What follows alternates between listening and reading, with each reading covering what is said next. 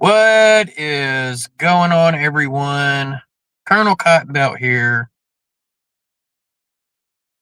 sitting at the tracks, hoping this setup works because I totally forgot that I was not in my truck today, which I have a clamp that holds my phone. So I've got my phone shoved in the steering wheel. So we're going to hope that it just doesn't fall. But, anyways, we just had a train go by. I just missed one. It was a intermodal, and it was moving by pretty slow. So I don't know if we'll catch another one today or not. You never know.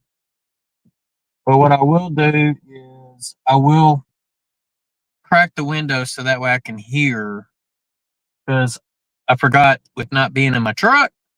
Also, I don't have the best view because I'm sitting lower to the ground, so I can't see over the grade crossing.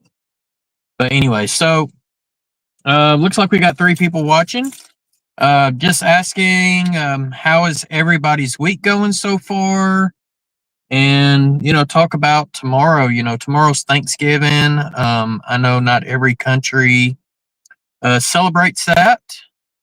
But, it is a reason to be thankful for things. And one of the things that I am thankful for is all of my viewers that are, in the that are watching or even participating in chat.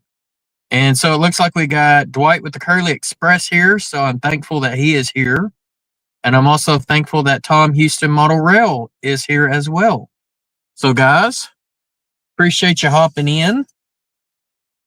How are things going on y'all's end? My end, going pretty good. I'm fixing to get a 6 days off of work. Pretty thankful for that. But the first couple of weeks of December is probably going to be hell. So where is everyone? I don't know where everyone's at, Dwight. I thought you were keeping tabs on everybody. You might have to start making phone calls. Call Joe Rader, call Jack, call Flying Crow. See, Crooked Dave, I know he's at work. Yeah, I don't know where everybody's at. Could be a lot of people traveling today, too. Oh, Dwight's got a snowstorm coming this weekend? Watch it just be a little light dusting. What's the projected snow forecast where you're over there in Illinois? What are they saying? I think we're just supposed to get cold. I don't even know if we're getting rain or whatnot. I've got work, I got some yard work I need to try to get done, and this weather ain't helping me at all. So if we get some nice weather this weekend, I will be thankful for that. But Saturday, so Thursday, we're not doing anything family wise. We've already done, we did a Friendsgiving a few weeks ago, and then we're going to do my parents this upcoming weekend. All right, so I'm also thankful for Ray Bertelson being in the chat as well. So, hey, Ray, how's it going? It is sunny here at the moment in North Carolina. It is very sunny here in Arkansas. I don't even see a cloud. So not a single cloud in the sky in this area. Dwight, but you don't live in Wisconsin. What's happening in Wisconsin is irrelevant to what is going to happen in Illinois. Doesn't mean anything. Tom is saying here across the pond, it's just damp and gray. Well, it is very, very blue skies here. It is a little chilly. And I know my version of chilly is different than everybody else's version of chilly. But the wind is whipping. I'm going to take the phone out and I'm going to see if I can flip the camera. I don't know how well you're going to be able to see the flags across the street. Let's see. It's kind of hard to tell. Let me see if we can see these flags a little better. There you go. So if you look on that light pole right there, that kind of shows you how much the wind is blowing a little bit. It's like it picks up and it drops. All right, I'm gonna go flip the camera back around. Shoot. Yeah, StreamYard, man, they rechanged their layout, their setup. Okay, there we go. All right, let's see if I can get this to go back in. Okay, hopefully it don't fall.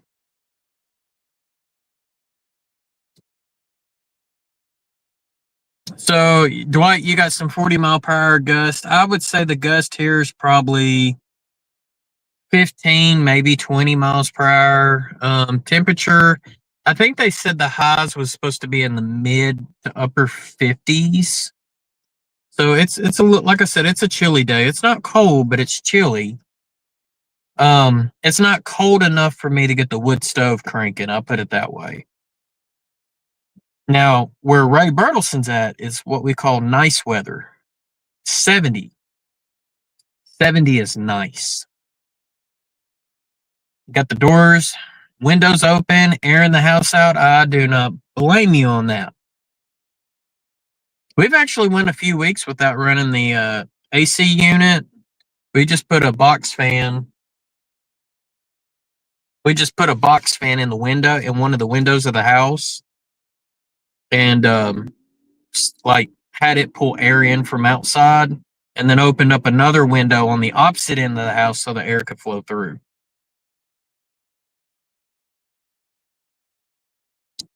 Dwight said I could eat some good chili right now.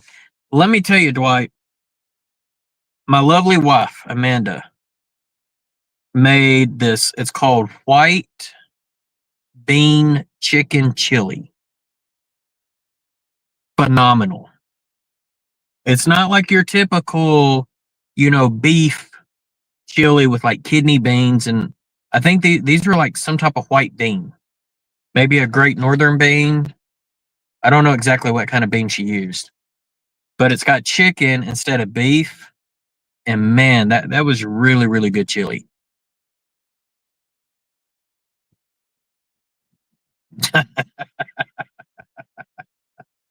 Okay, that one gets enough to put on the screen right there. Yeah, that's funny. The bubble machine. Yeah, Dwight, if you turn that bubble machine off, that would actually help. So Tom says he's got his wood burner going yesterday, but it's heated up to 12 degrees Celsius today, so I didn't bother.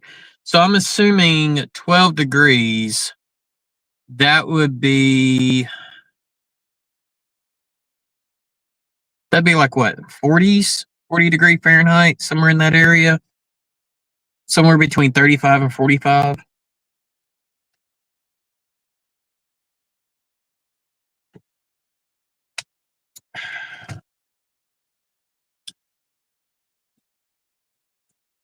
Like, I'm good at math, but when it comes to fractions, trying to do fractions in my head, especially when it's like a weird number, like the fractional conversion between Celsius and Fahrenheit, I'm not that good.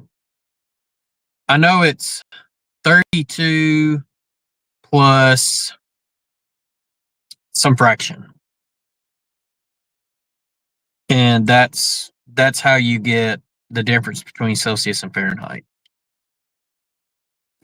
Or it's like the fraction of whatever the Celsius is and then add 32. Okay, so 12 degrees Celsius is 53-ish. Okay. Close enough. I know a lot of people here, they like to use decimal points. I don't care. A 52.2 and a 52.7 is still 52. Until it says 53.0, then it's 53 when it comes to your temperature.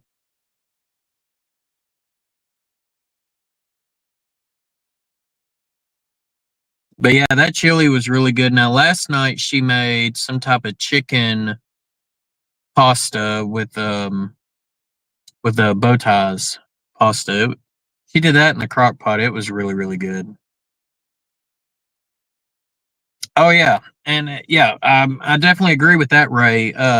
Chili, whether it's beef, chicken, venison, turkey, duck, sausage, it's all good. For those who don't know, my wife, she has what's called alpha gal syndrome. That is the tick-borne allergy to all things mammal, and so she can't have anything mammal. So when she cooks, it's either chicken, turkey, or some type of non-processed fish. And even the turkey and chicken can't even be processed. I'm trying to convince her to do something with duck, but we haven't got to duck yet. But the only time I get beef or pork is if I go out to eat somewhere that she doesn't tag along. Because if she tags along, then we typically have to go to a restaurant that she can have that type of food. For example, like a Chick-fil-A or something like that. Now she can do like Asian, like if it's like sushi, she can do that. And sometimes I can get a roll, like our Asian place that we have here in town.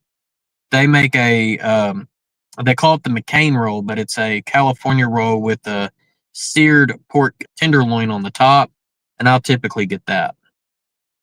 So, hey Tim. So I am thankful for Tim for being in the chat as well. I'm also thankful that Tim put in an order last night to trainfreakhobbies.com.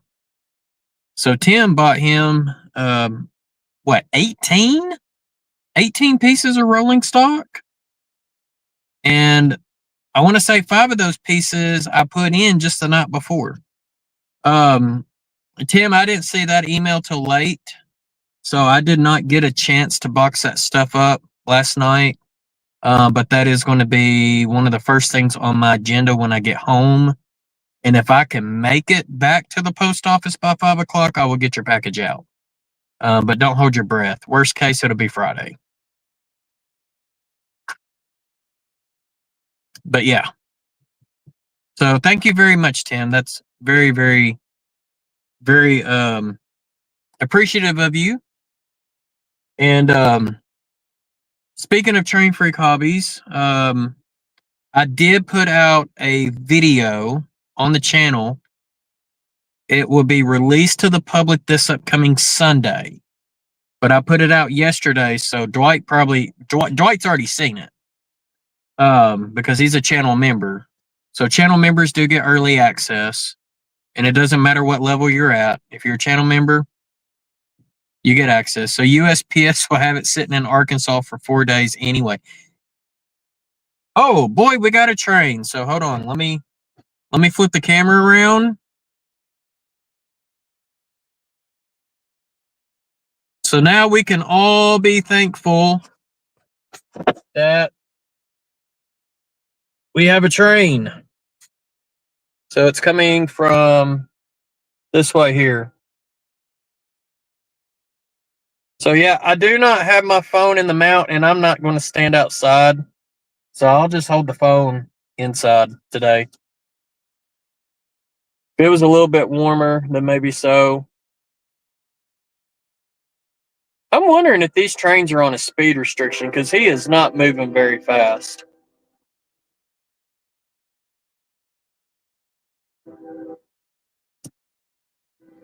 But he's coming.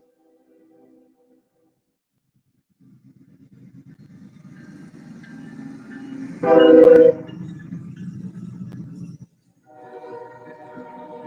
right, so there you go. There's your choo-choo.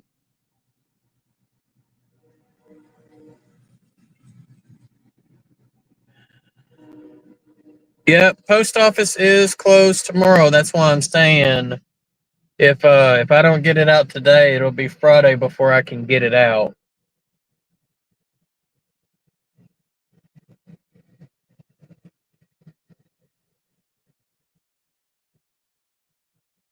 So we're lucky and thankful that a train went by.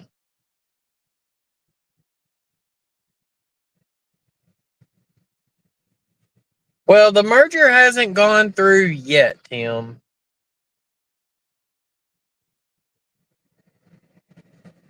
You know, it's ironic that Norfolk Southern just freshly painted 2 locomotives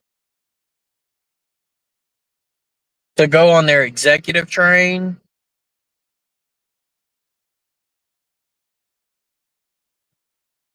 You know, but you would think with the merger stuff still in talks. Got a lot of T boxes.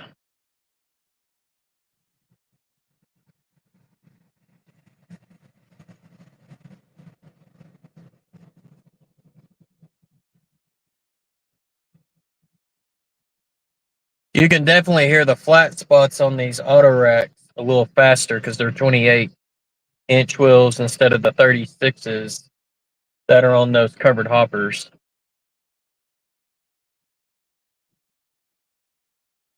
Yeah, they haven't even submitted the application yet. Decision won't be for another year. Well, and that's because the talks are still going.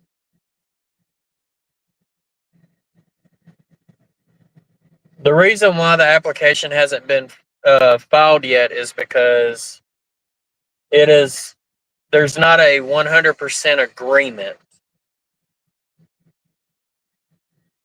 Until the negotiations are done, then they can do contracts.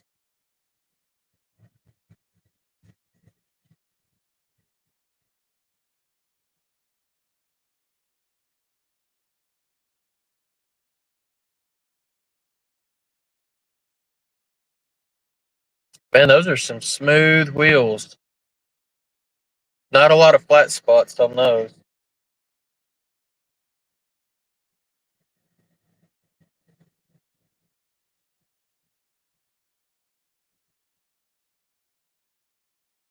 See, Tom Houston, he doesn't get to see long trains like this where he lives. Oh, we got some car chassis, stacks of automobile chassis.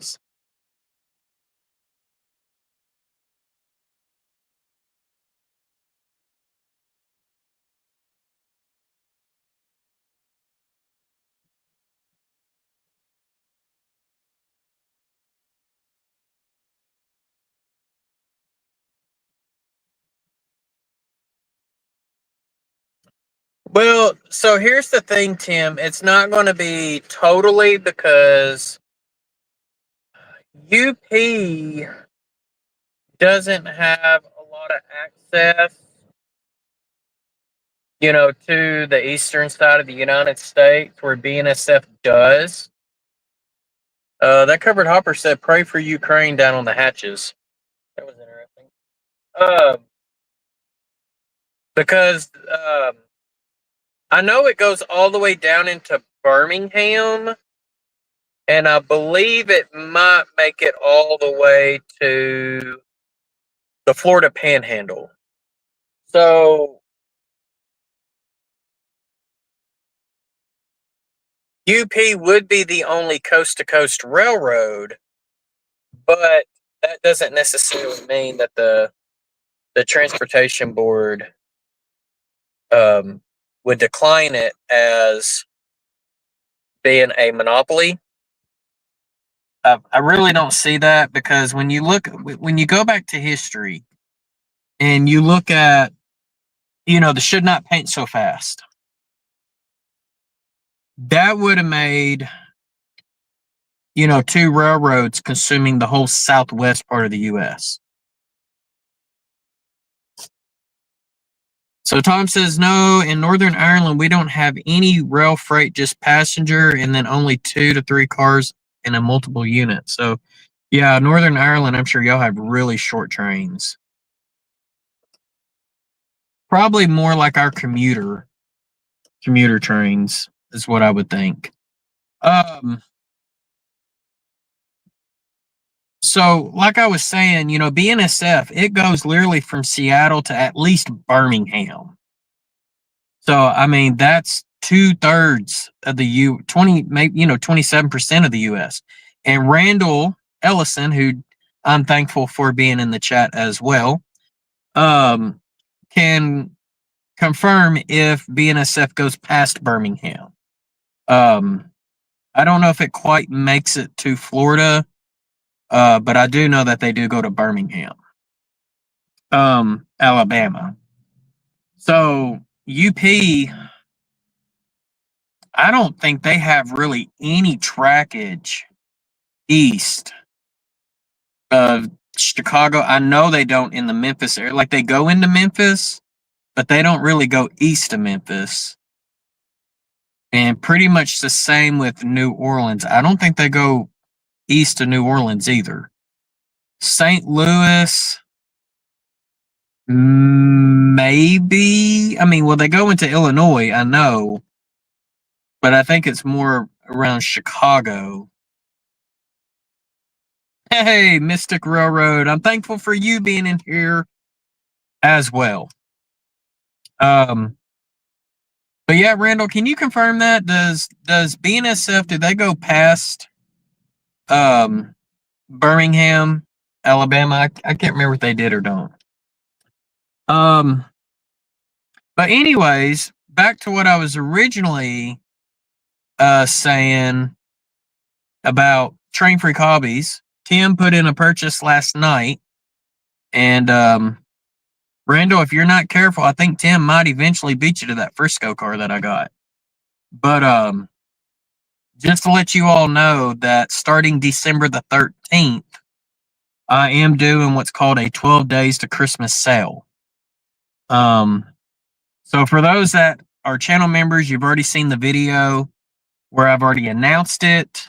I did not go into detail on how it works. I will do a video of that closer to time, probably in about a week or two. But starting December the 13th, that is the 12th day till Christmas, I will be doing a sale on trainfreakhobbies.com. So something for you to keep your mind on if you're looking for something. I'm not doing a Black Friday sale right now because I don't have enough inventory to be able to give like a really, really good discount on something. But the 12 days of Christmas, I'm doing that. So one of our local hobby shops, he does a 12 days till Christmas, and I'm kind of doing something similar to what he's doing. But he's got a much more variety of items than I do. Okay, stand corrected. It says it stops in Birmingham. Okay, so I knew that BNSF did go to Birmingham. So UP doesn't go that far east. So yet it wouldn't be a coast to coast, but BNSF's already got they're already coast to 75%. They make it to the eastern, well, not quite to the eastern time zone, but almost.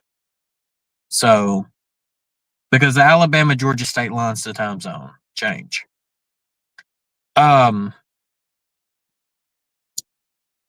So no, and the other thing is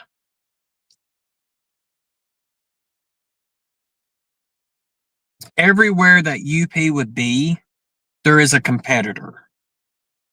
The whole thing about the Should Not Paint So Fast or the SPSF was there was areas of the US that there would have been no competitor. And I'm talking regions, not just cities. Because you look in Arkansas is mostly UP territory. Arkansas does have a little bit of BNSF territory. So that's what that boils down to. It has to do with regions. Nathan DeLay, I am thankful for you being in the chat as well. So if you would like to, go ahead and purchase what you're thankful for in the chat. I'm thankful for all of my YouTube friends. I'm thankful for my family, of course. Got to be thankful for them. And a supporting wife that allows me to do this hobby and allow me to take the time to spend with y'all too.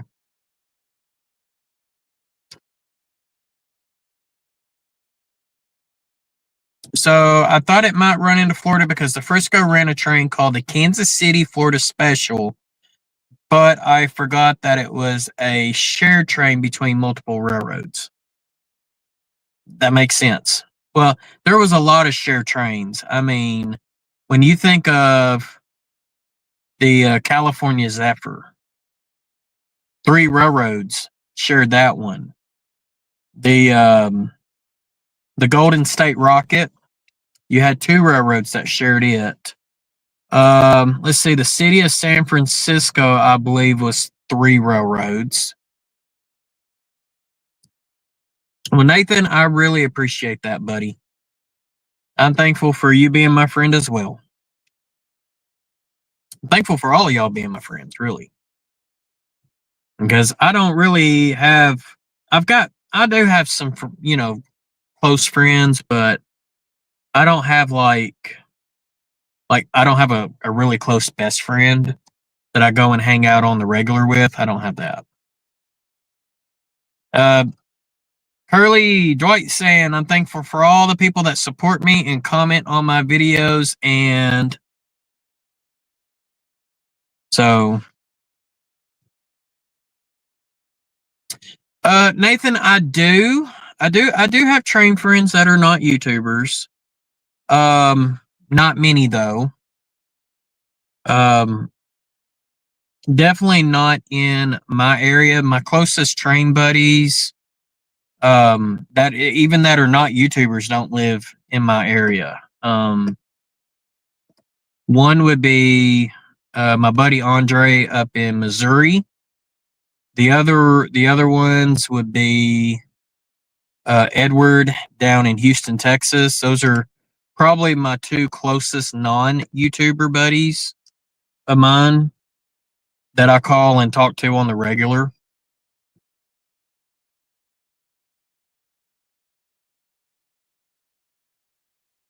Almost all my friends are guys in the NMRA. I will say that we are in the process of getting our division back up and going. Our division has been dead for a very long time. And so there is a small group of us. And when I say small, there's 7 of us that have been doing a rotating ops session every month. And we are looking at getting the division back up and running.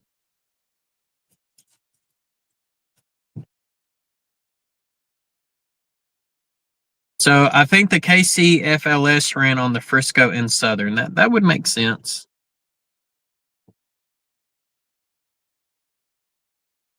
They have that white chili at Walmart made with chicken. It's good stuff. Amanda made her own, and it, in my opinion, it tastes better than the Walmart. But I mean, any time that you take the time and you make something your own, you put your own spices in it, it will definitely make it better. Ray says, I just watched an idea on the Zephyr and interchange with 3. Oh, I think he says, I just watched a video on the Zephyr and interchange with 3 railroads. Him saying, following the footsteps of our round robin ops. Yeah. And 2 of us are YouTubers. One is not, he's not involved in the community like I am, but he is on YouTube. He's got a fantastic layout. It's a lot smaller than my layout. His is in a bedroom, mine's in an old garage. But he's got a lot more scenery on his layout than I do on mine, and he makes amazing videos. And that's Joe Musgrove. He models the Mopac, I believe, in the 60s or 70s. But he's also got a Frisco train as well, because of where he's modeling is Fort Smith, Arkansas, which had, at the time, had both the Frisco and the MOP. Now it's the Arkansas Missouri Railroad and the Union Pacific. And then let's see. Of course, homemade is better than anything that comes out of a can, but I'm not a good cook. Well, it's all in practice, Dwight. Jason, when you work for the library, chat moved on me. Do you have spare time to get train books for free to rent? So we have train books at the library, which I have read them all.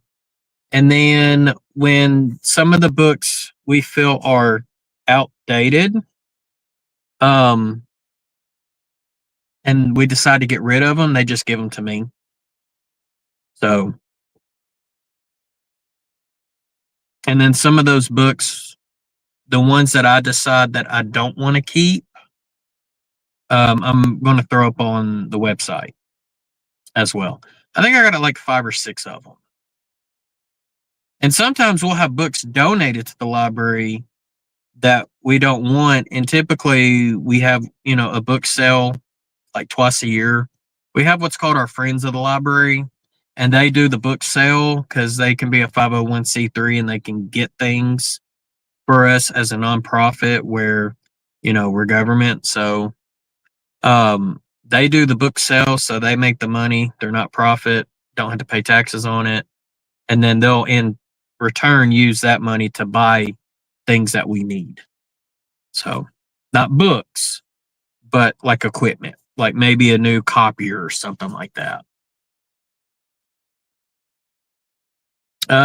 Mystic John is thankful for being above ground. I heard that. So Tim says the next round robin is at the Main and Western. It was supposed to be at Paul Fingers Lake Railway, but we had to change it. Okay. I know our next one is going to be at Chuck's, New York, Akron, and Western. Which he's one of my customers. And when I mean customers, like I'm installing an LCC system on his layout. Dude's got insane signaling, like crazy signaling. But we're getting it. We're about got the top level done, just minus a few triple heads. Because I'm having to learn the new Q logic to get the logic to work right. Because anytime you do more than 2 routes and you get that third head and it's like for 3 or 4 possible routes on a signal mast, it gets kind of complex. Randall says, I got my turkey and a package of instant mashed potatoes and brown gravy and stuffing. That will be my Thanksgiving dinner. That sounds like a good Thanksgiving dinner to me. Nathan says, Jason, sometimes when I'm on YouTube, I always say my videos have an awesome day, but I also say it on my job to other people. Well, that's a great thing, Nathan, and that is the Nathan slogan, is to have an awesome day. So definitely do not change that. That's one of the things that makes you.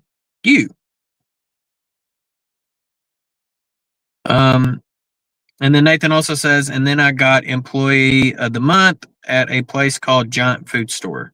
Okay, that's awesome. Congratulations. That's great. And then I wonder if when you do the library at work, is it similar to programming when you do signals? No. So what I do at the library, Nathan, is I am over the network infrastructure. So I'm in IT. So I don't do any programming. I'm the guy that if something breaks, it's got to be fixed.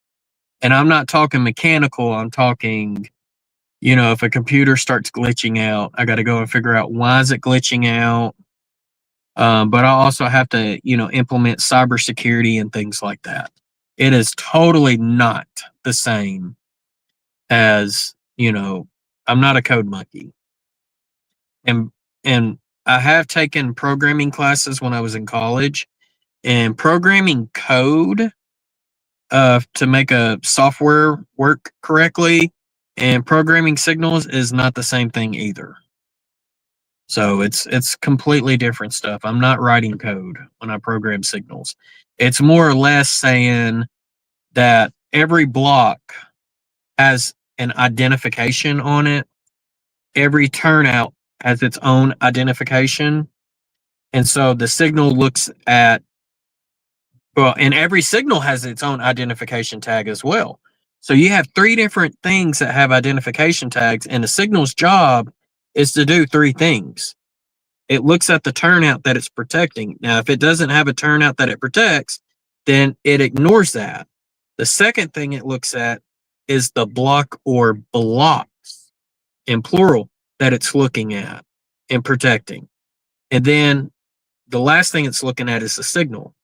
So if it's a frog facing turnout, meaning that it's on the frog end, if the points are not aligned, then it doesn't care what the blocks look like or the next rule, because that turnout's not aligned.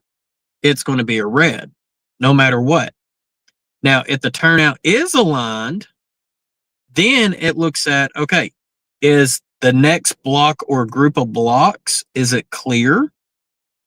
If so, or if not, let's go with if not. If not, then go red because it's not clear.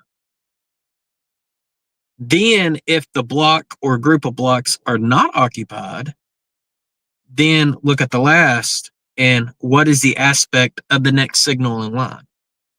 And so that's what it looks at.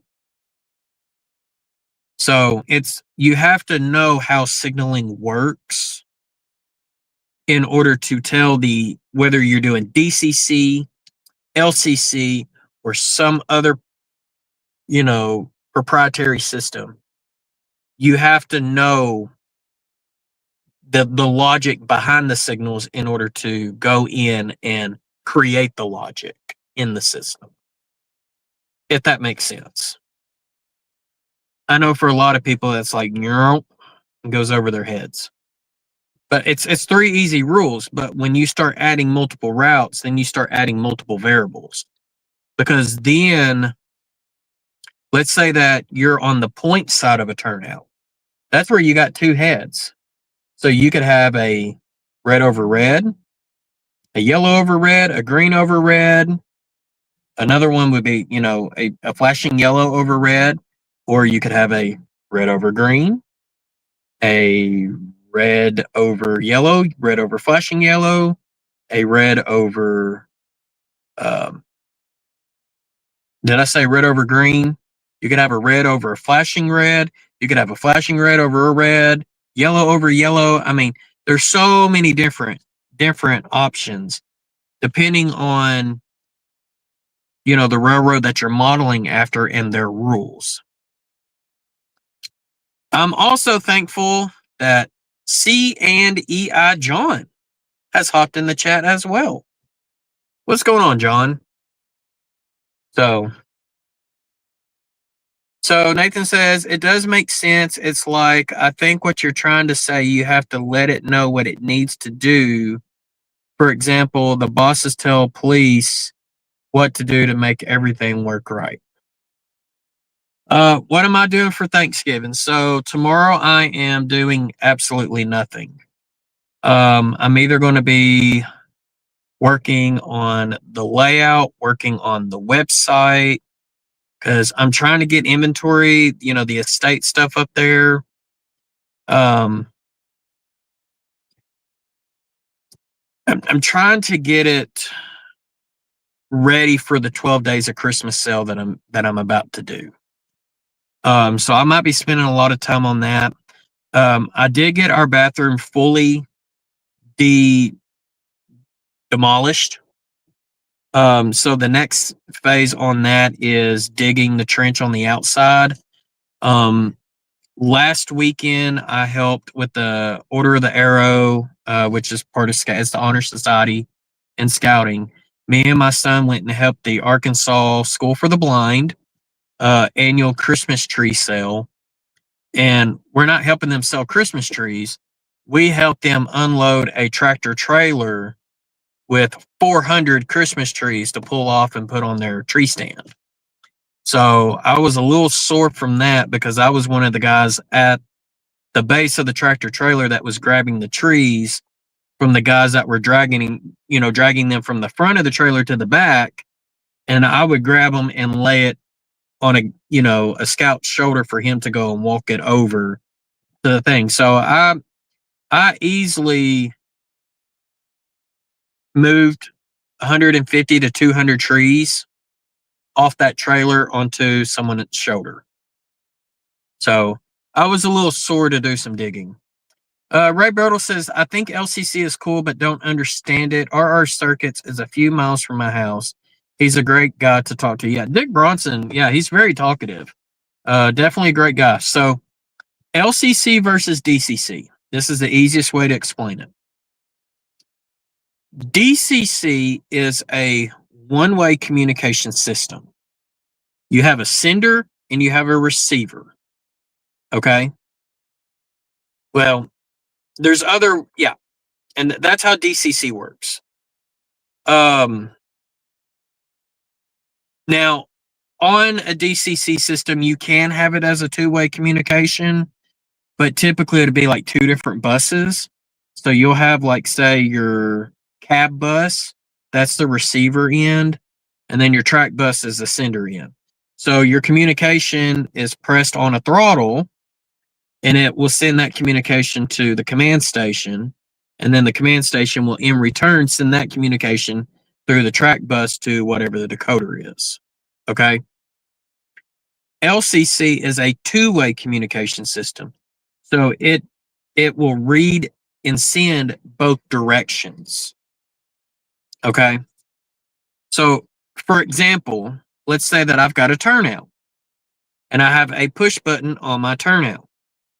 The push button is in line with the tortoise switch. Okay. The push button also has an LED in it. So when I press the button, I'm sending out a command to change the tortoise switch, right? But at the same time, depending on how the tortoise switch is aligned, tells my button if it needs to be red or green. So also the programming's a little different. DCC is all 8-digit binary or 2-letter hex. The event codes in LCC is all hexadecimal. On DCC, everything is stored in the decoder. LCC, everything is stored in the nodes. And the nodes can store logic DCC decoders can't. So people that do signaling systems, through, say, JMRI, all the logic and stuff is in JMRI. It's in a computer, right? LCC doesn't require that computer except for programming the logic. So I can take my laptop, unhook it from the layout, and the layout's going to work no matter what. So that's kind of some of the differences. But also think of LCC does not replace DCC. DCC is for your trains. LCC is for the layout. So, all right. I'm going to catch back up in chat. So John says, nothing much, just waiting for the wife and mother-in-law. Well, you could be waiting there for a minute. And then Nathan saying, Jason, if I'm wrong, did you say before you would rather listen to people than take over the conversation? If that makes sense. I was just curious. It depends on what the conversation is. I will definitely listen first. But if I think you're full of crap, I will call you out on it. But if I'm trying to learn something, I'm definitely not going to speak. Because if I speak, then I'm not learning. But I will wait till the end to ask questions if I have questions. So, Ray, did that answer kind of your LCC questions on how that works?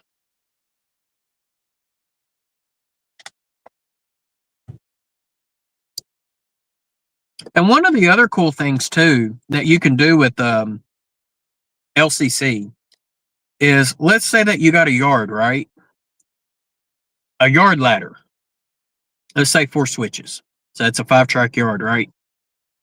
If you throw, let's say, the button to throw the turnout to go into track 3, you can program that one to also throw the turnout that's aligned for track 1 and track 2 to be in the closed position.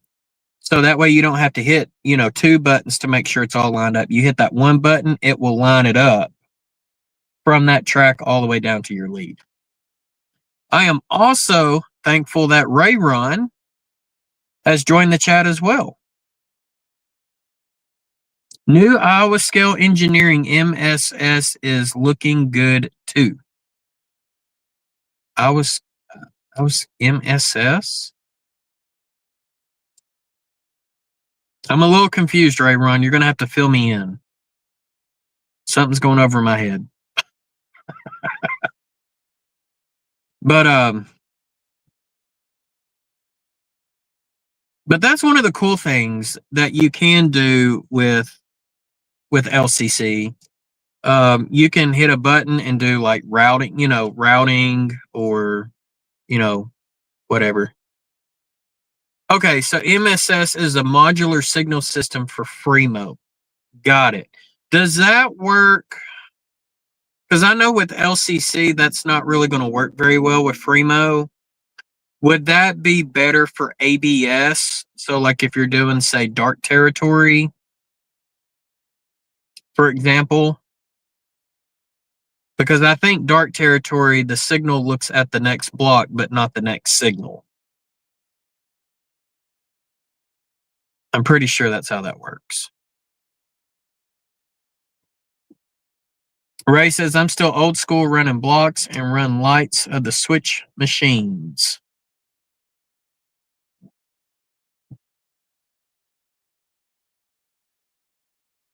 Now, what do you mean when you say you run lights with like, you talking about just like manual toggles? Is that what you're talking about?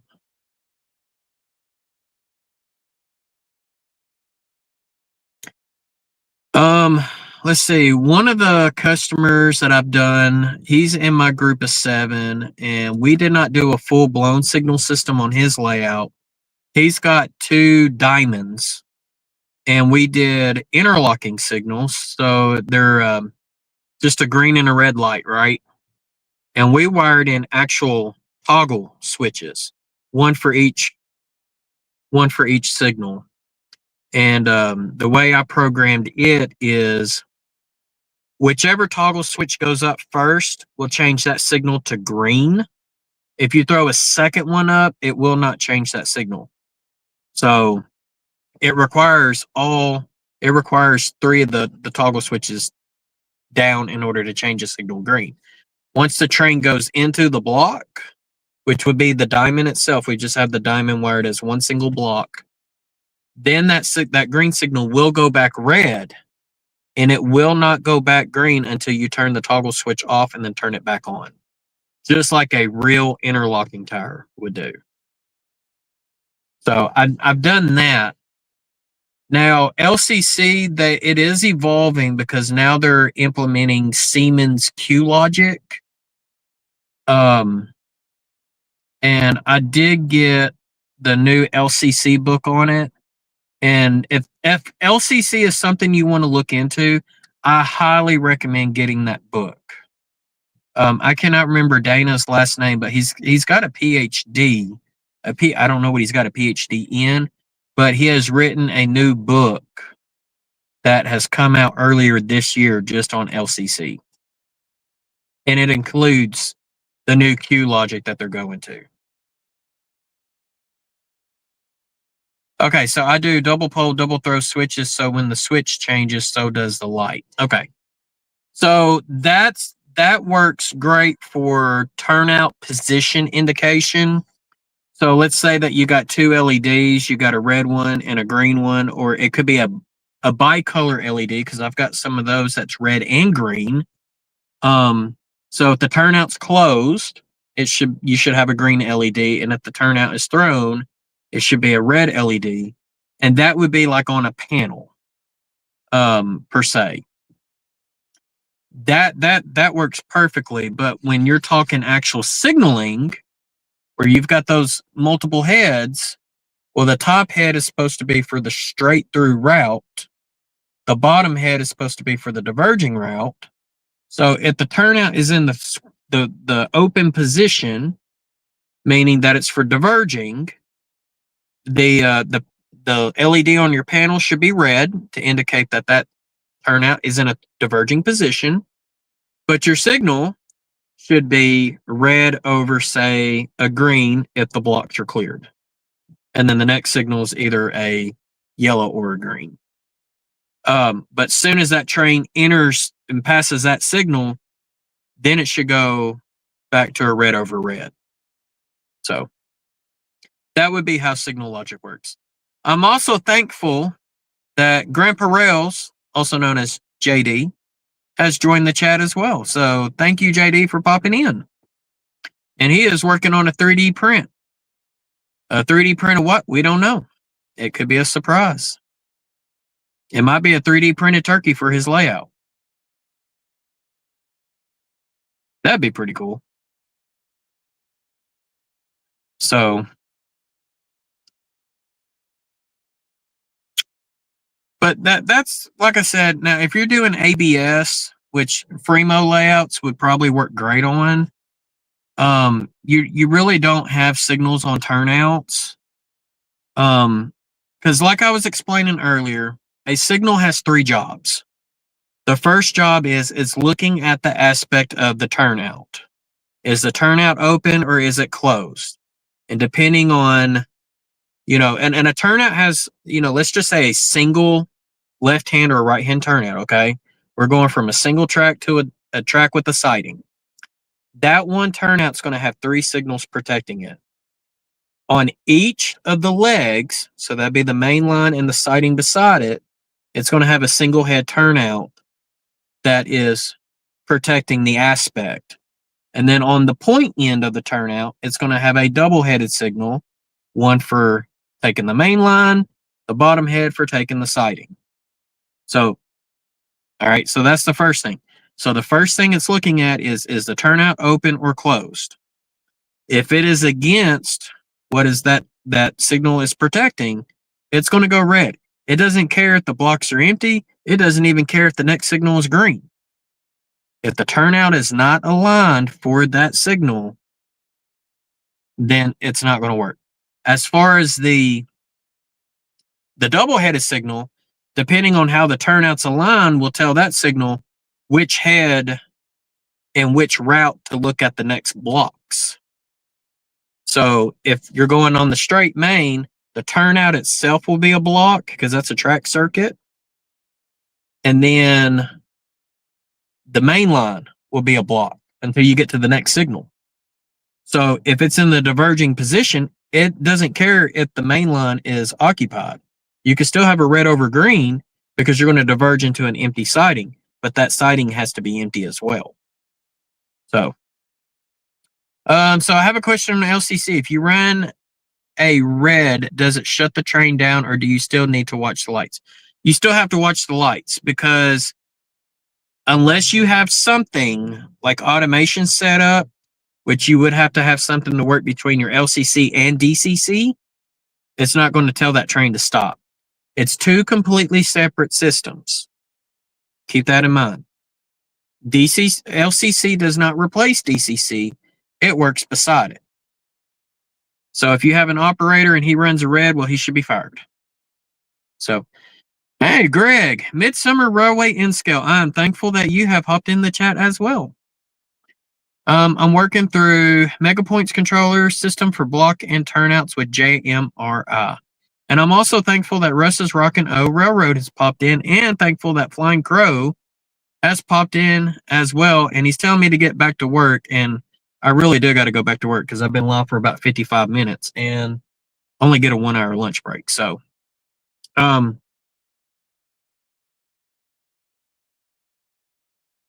So, like I was saying, the reason why I went with LCC, this is a whole reason. DCC, the programming is stored on what? Decoders, right?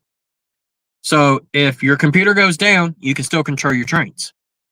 However, if you're using DCC to control signal logic, all of that information is stored in the computer.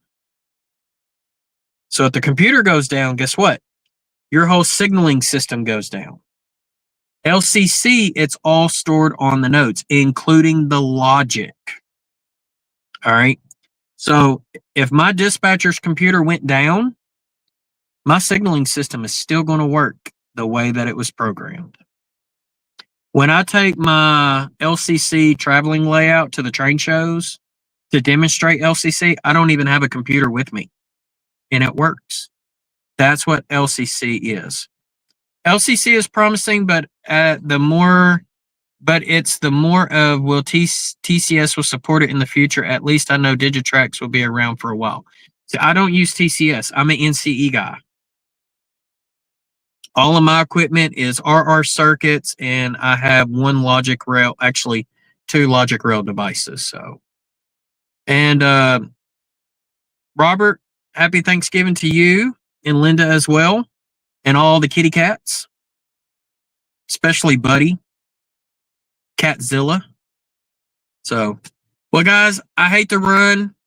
Who knows? I might go live again tomorrow. We'll see. We're not doing anything family wise tomorrow because we'll be doing it Saturday instead. So I wish everyone a great Thanksgiving. If I don't see you then, keep an eye out. I will have a video coming out this Sunday at 12 o'clock noon Eastern time. So other than that, y'all be safe out there. Enjoy some turkey or ham. Either or. And all the fixins.